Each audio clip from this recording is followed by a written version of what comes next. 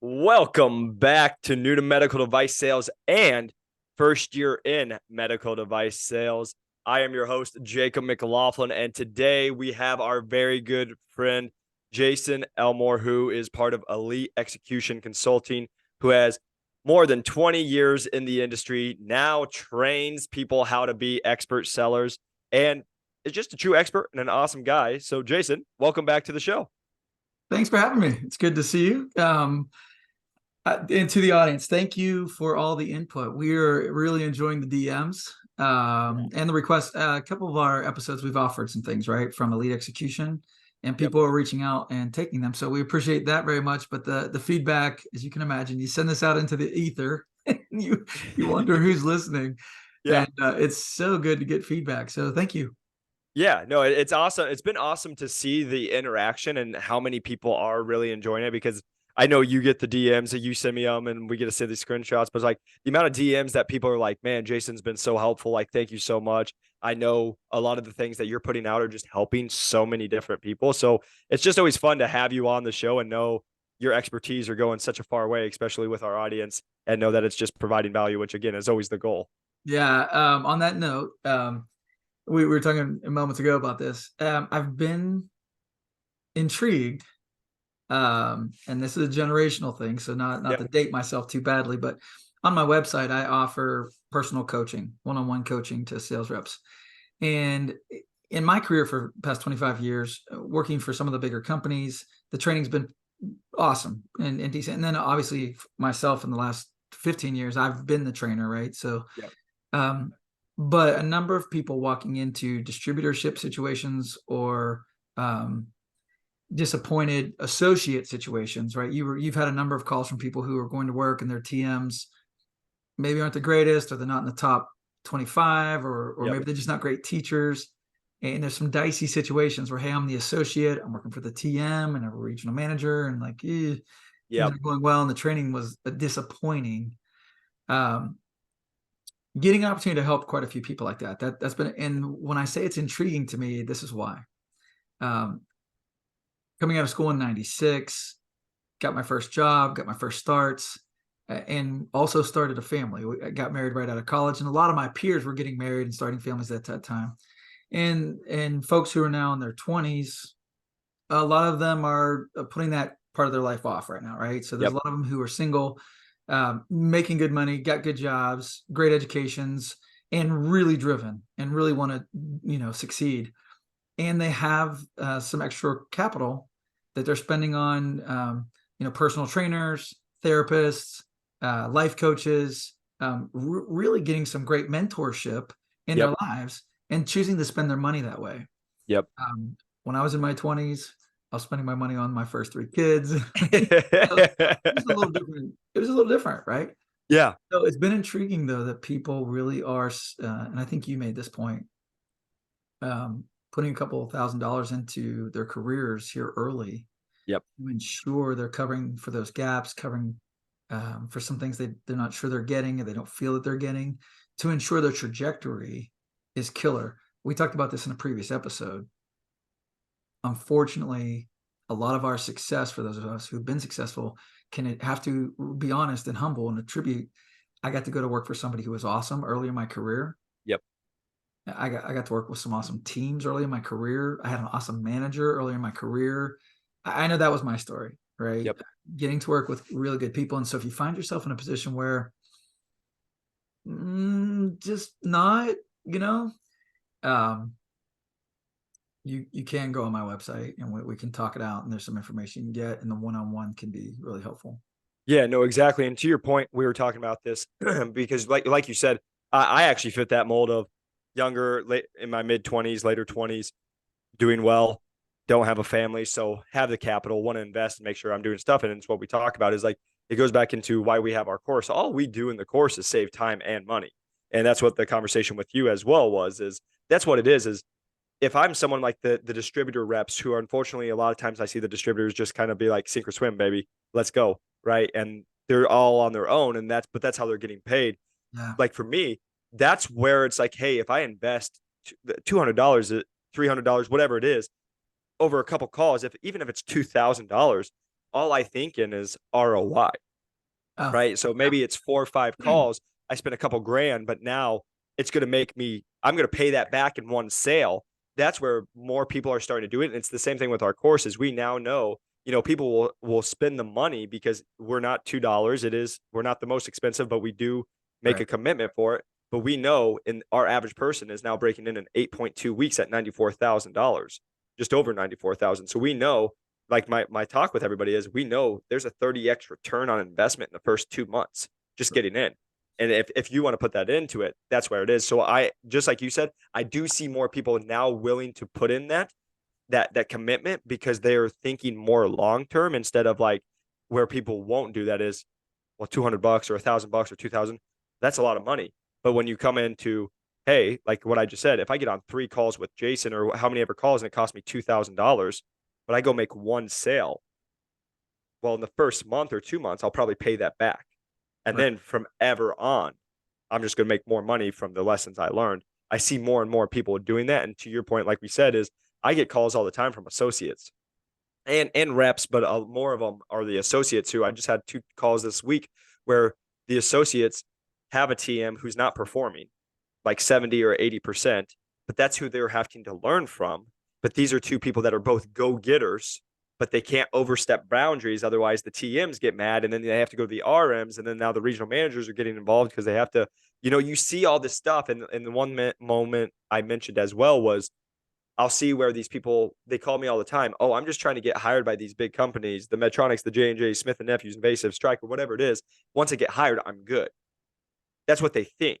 And I'm not saying there's nothing wrong with that, but as somebody who's been through those programs and or one of them and like know people going through the other ones, a lot of times their training is 1 or 2 weeks, and then good Right. luck, Now, go get it, and and that's where your manager or rep comes into play. And if they're not that great, that's where the disconnect comes in. yeah, and the majority of those companies, to your point, offer fantastic product and procedure training, Yep, but not sales training.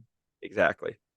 Not sales training. The, So you got to master your craft. You got to make some investments. We've all had to do it, right? We all yeah, had to read books and there's things you got to do. the But people that's who just have success, just being honest, the people who have success faster are the people who do that. Do hey, I'm going to read the books, I'm going to invest in myself, I'm going to do it, instead of the people who are like, I'm just going to take the next 5 years, kind of go through it and just figure it out, and it takes way longer. right. So yeah, for some of these people, it's one-offs. Hey, I just want to talk to an account. But for the majority of them, they're looking at a syllabus and choosing what applies to their situations. Usually, there's 8 to 12 weeks of content where like, no, I want to know that. No, I Yeah, want to know that. No, I yeah. need to know that. So it's great. Let's dive into our topic for today. Um, in a previous edition, we talked about the Challenger sale. Matt Dixon collaborated with Brent Adamson to write the Challenger sale. The Challenger sale came out of a black swan moment.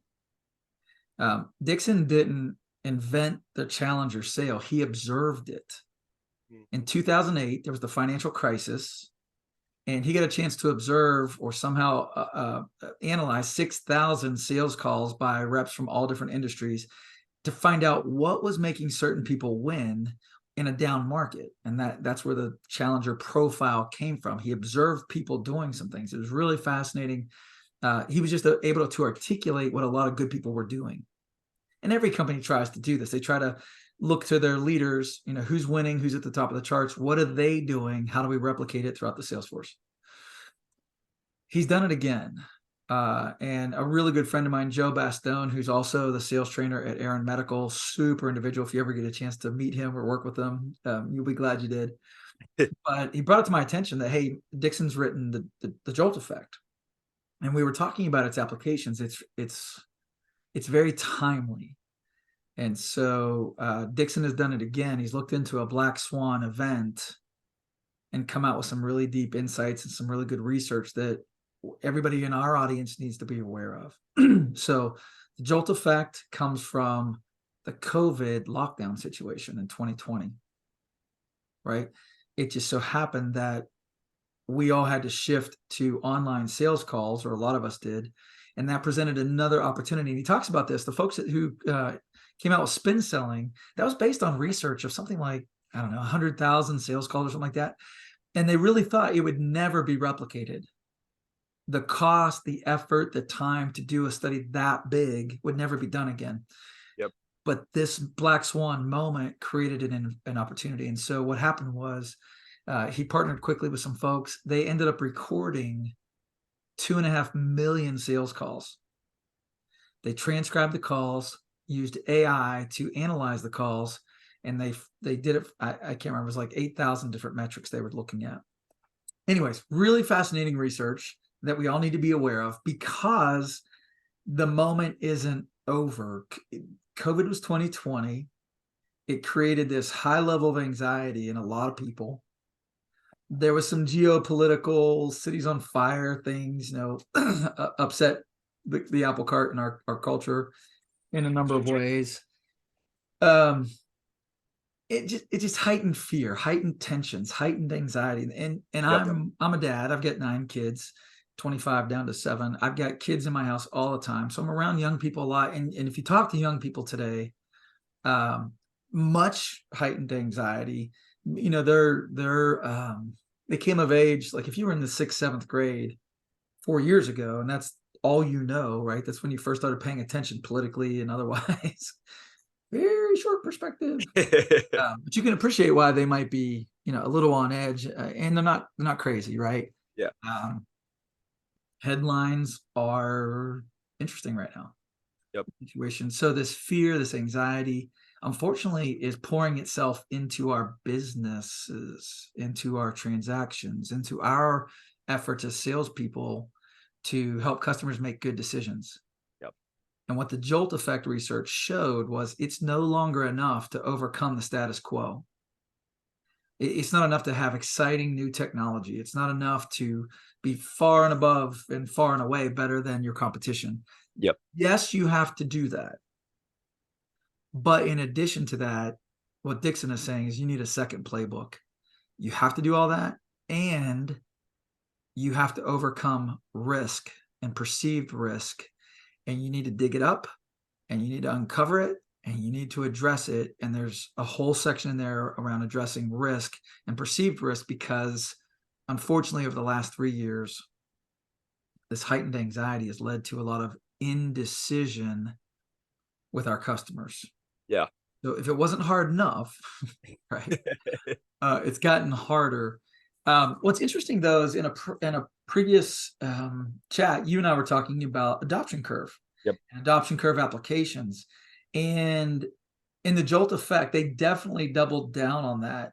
For instance, page 35, talking about the Jolt method, they said this: put another way, the best sellers qualify not just the ability to buy, but also on the ability to decide. Now, remember, he's talking about people who are fearful and indecisive. And it wasn't just that this physician does a lot of these cases. He works at this hospital. He's got a PA. He's got X-ray in his office, like whatever, the metrics are that make him like a good target. It's also about how he or she buys. Are they innovators and early adopters that buy early with less information, or are they early majority, late majority who need a lot of information, will wait until a lot of other people have bought it, meaning they're different buying profiles.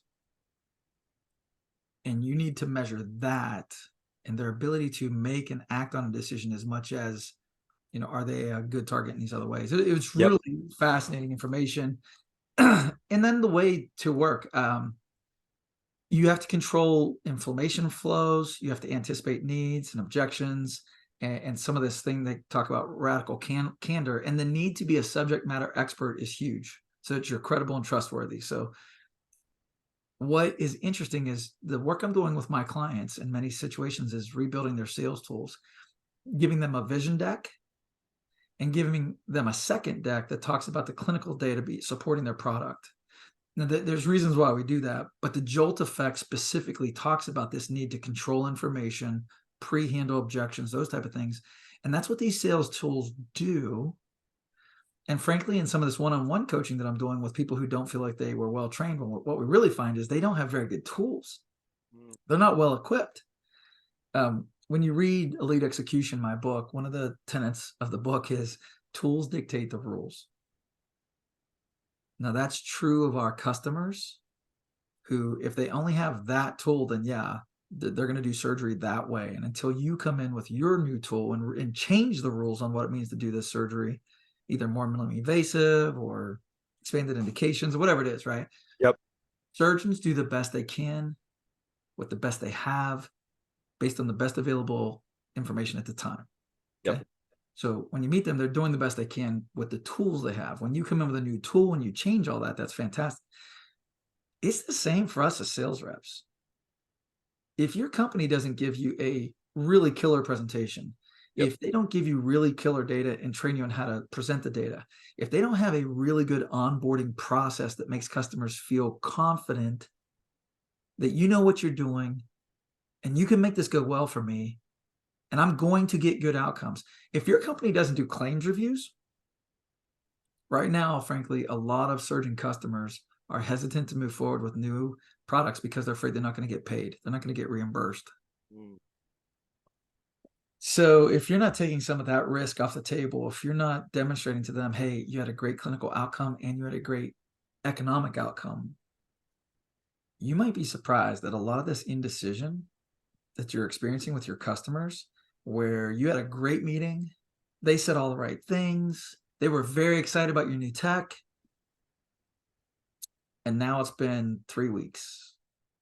Now it's been 3 months, and like nothing's happening. The deal is stalled. And Yep. you might want to pick up The Jolt Effect by Matt Dixon. Understand these risk factors. The other one I would recommend is Customer Loyalty by John Larson. Okay. Also talks at length about reducing risk.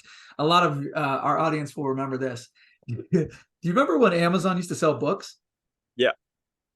Yeah, like what? How did they become this behemoth selling us everything online? Do you remember the policy change they made that launched them?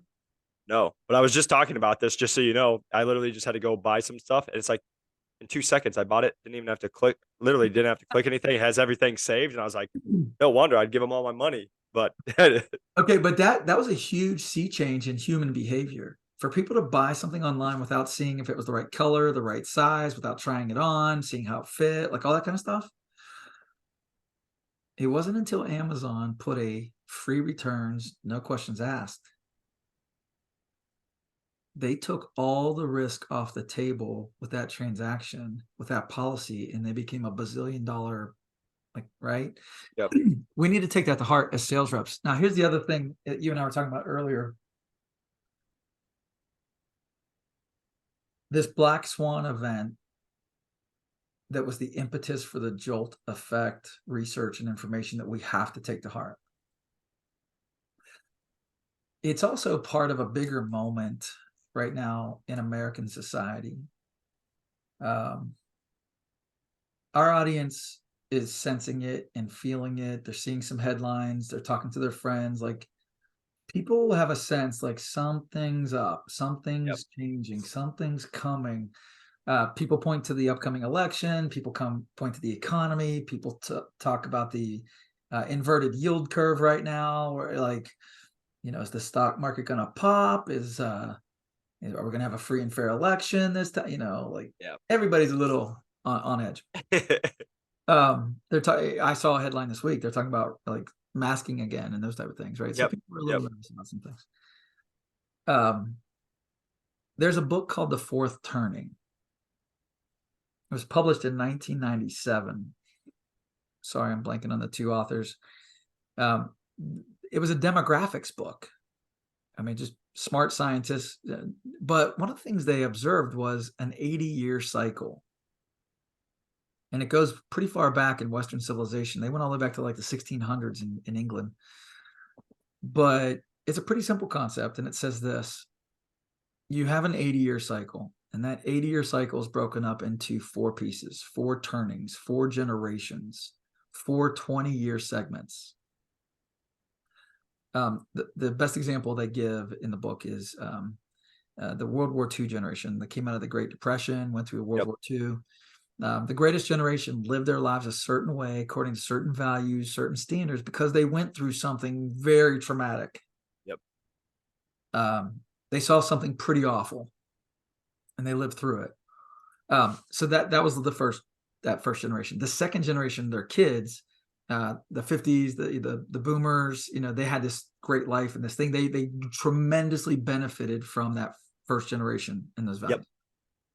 The third generation turn thing, sexual revolution, drugs, rock music, whatever, rebels against the values of the first generation. They rebel against it's more I'm painting with a very broad brush right now. Yeah. So I'm not doing it justice. It's more complex than this, but there's a rebellion against the values of that first generation. And then that fourth segment, the wheels just come off, precipitating the next crisis. Mm. Now, some of the seeds of that next crisis are planted earlier, but you have to read the book to understand. But in our society, this kind of makes sense. And I think it'll resonate with a lot of our audience. America started in 1776 with the War for Independence. Yep. About 80 years later, you get 1865, the Civil War. Yep. About 80 years later, you get 1945 or the World War II. Yep. And about 80 years later would be 2025-ish, right? Give Yep. or take 5 or 10 years. So I want to tell our audience, look, you're not crazy. That spidey sense that's kicking in right now, like, you're not crazy, right? If this 80-year cycle holds, and there's reason to believe if you read the book pretty closely, like, yeah, we're kind of following that pattern to a T. Yeah. Yeah, exactly. Then we're probably going to be in for something soon. Now, the thing to note, and I teach a high school class around this very concept. And the thing I point out is after every one of those things, the world gets better. Yeah. That's the key. After everybody, after the War for Independence, the world was better. After the Civil War, things were better. Yep. After World War II, the world got much better. And while I anticipate something painful coming up, because I do, I think there's going to be a better world on the other side of this. This isn't the end. We're not nowhere near the end. This isn't the end.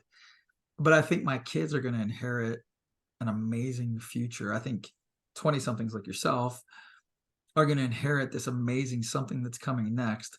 But what I would say, just on a personal note, sales aside, right? We got to deal with this anxiety thing that's impacting our sales ability. I would say on a personal note, the world is going to get better after we push the reset button on a few things.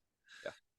This will be a time to lean in on your communities, on your families, reconcile some differences. This is a time to think about who you're hanging out with, who you're spending time with, who are you investing in, Yep. and shore up some of your best relationships and really ask yourself, who would I like to go through a crisis with? If you don't like the answers to that question, right? Maybe you need to find a new group.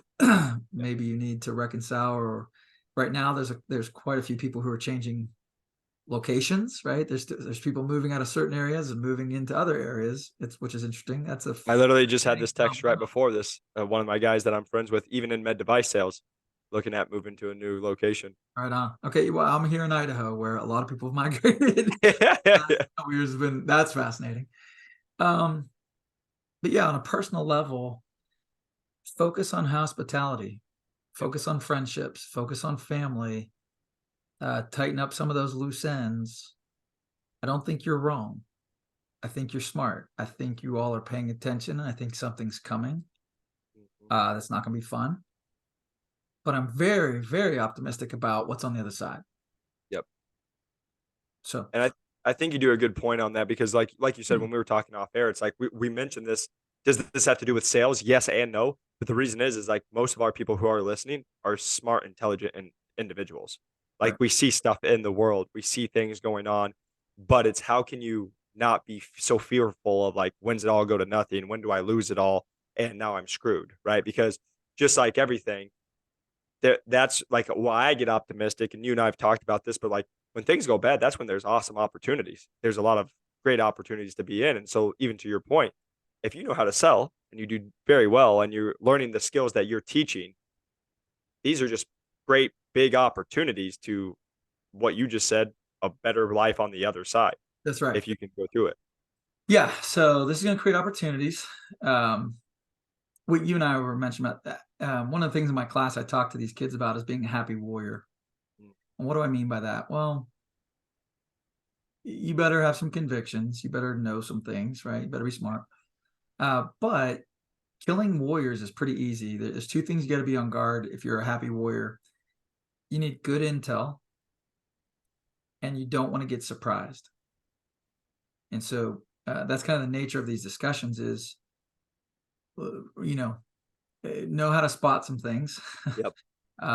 and be prepared so you don't get surprised and have good intel on what's going on. So Yep. hopefully this podcast and other things people are looking at and reading is going to be helpful and pointing in the right direction. But that's it. That's all for today. I love it. And the one thing I just think of real quick is what you were just saying though, is like I always joke around with our people when things are going good or like it's going really quick. It's like the Michael Scott scene where he comes out and there's a fire in the lobby and he's like, oh my gosh, it's happening. And they like go crazy. And that's what this is so you don't have the panic attack, so you don't freak out. It's I think about this as instead of freaking out, you're saying, okay, it's happening, right? Things are going to be coming. But if you can stay calm through that, why the whole other rest of the world is going to be going nuts and going crazy and all the news things that will come out. If you can just stay true to you, like Jason said, have a good community, have people around you that love you, care about you, and you can continue to grow with. And you go through this and learn your skills, be good at you.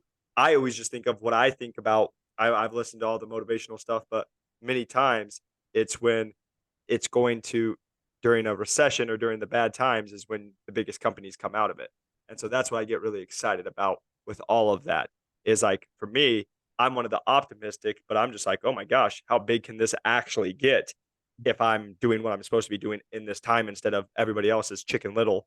Oh my gosh, it's going to nowhere. So I just wanted to mention that for everybody that is listening. I know you guys might be like, well, what did this have to do with sales and all this stuff? It's just continuing to work on your craft, continuing to be an expert, continuing to grow your skill set as you're going through this. Because, like Jason is saying, there could be a couple hard years in the upcoming future. But guess what? If you're already planning for it and you already know it, it's not going to be as hard. A and number B and two and B to that part is you now have a great opportunity in the future because I can sit here and tell you I'm smiling. I get excited about this because just like we talked about, I do plan for it. And if it doesn't happen, great. I'm going to just keep doing what I'm doing. But I am going to plan for it. So if it does happen, I'm not going to freak out. I'm going to be like, okay, it's what we thought was going to happen. And now let's go make the most of it. And I just wanted to mention that for everybody because that's the opportunity at hand that will be in the future. Agreed. So I appreciate you guys all tuning in. If you can, press that like and subscribe button. A 5-star review helps us grow this channel. And once again, Jason, thank you so much for your time. It's always a pleasure having you. And again, just your insight. It's always fun to have a different insight and things that you've been there. You've had 9 kids as someone who I just have a dog, right? So being able to talk to someone who's lived a little more life and been able to see this more and more, it's fun to get the insight. So really appreciate you taking the time today. It was great to talk to you. Have a great day. All right, see you guys.